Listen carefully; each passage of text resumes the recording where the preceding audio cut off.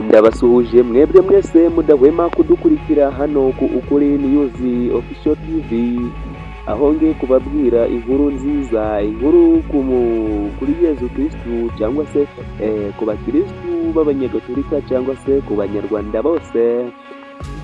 Inkuru nziza iri mu karere ka Musanze mu ntara y'Amajyaruguru, inkuru itangaje, ni inkuru yatangaje abantu benshi ibyishimo.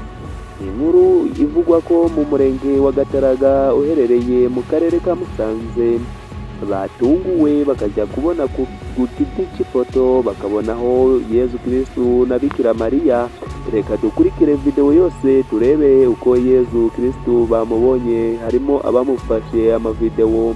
Reka tumukurikire tumurebe.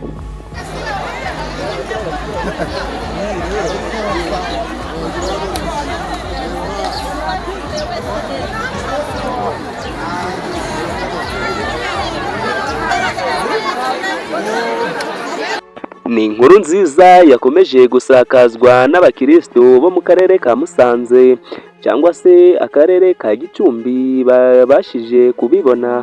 Reka twongere turebe akandi gace, turebe uko mu kandi gace bari bitwaye.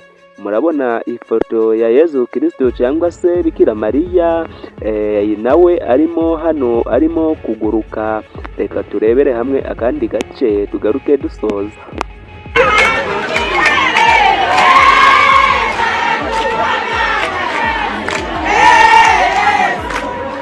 Bikira Mariya yabonekeye hano muri Musanze. Oh my God.